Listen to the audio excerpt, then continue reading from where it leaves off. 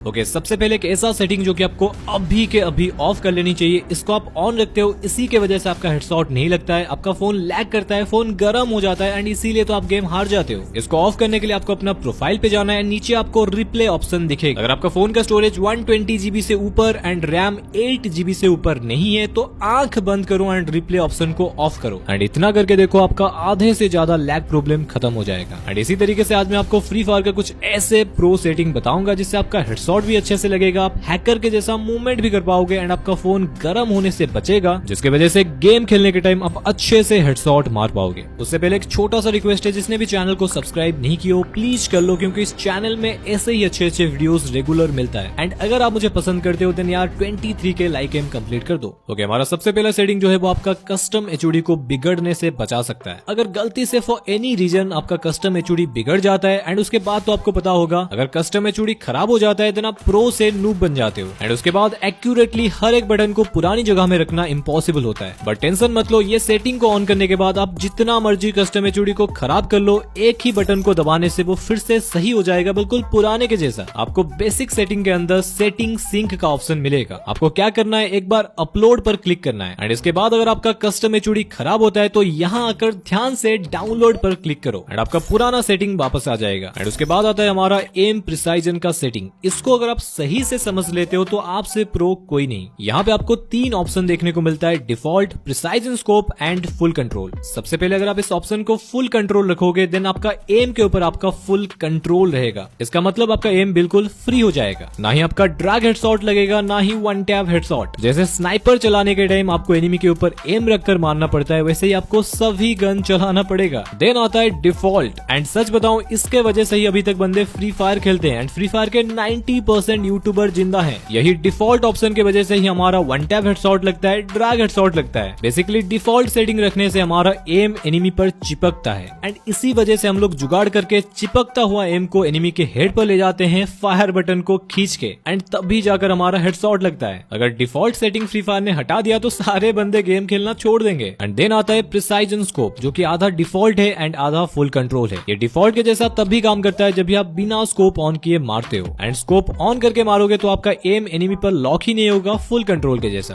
तो मेरा मानो तो अपना एम प्रिसाइजन को डिफॉल्ट पर ही रहने दो। एंड नेक्स्ट आता है ये 2 setting, quick weapon switch and quick reload switch. पहले तो क्विक रिलोड स्विच को ऑफ ही रखो क्योंकि इसका कोई काम ही नहीं है, बेकार में स्क्रीन को फुल मत करो। इसको ऑन करने से स्क्रीन पर ऐसा ऑप्शन दिखेगा जिसको दबाने से गन रिलोड होता है, बट आप सिंपल गन पर क्लिक करके ये चीज कर सकते हो। एंड बात करें क्विक वेपन स्विच की, ये सेटिंग आपके लिए बेस्ट हो सकता है अगर, आई रिपीट, अगर आप 3 फिंगर प्लेयर हो या फिर 4 फिंगर में खेलते हो, उससे आपका मूवमेंट स्पीड थोड़ा बढ़ जाता है। नहीं तो आप मेरे जैसा ऑफ भी रख सकते हो। ओके, हमारा नेक्स्ट सेटिंग जो है आप उसको गलती से गलत सेट करते हो।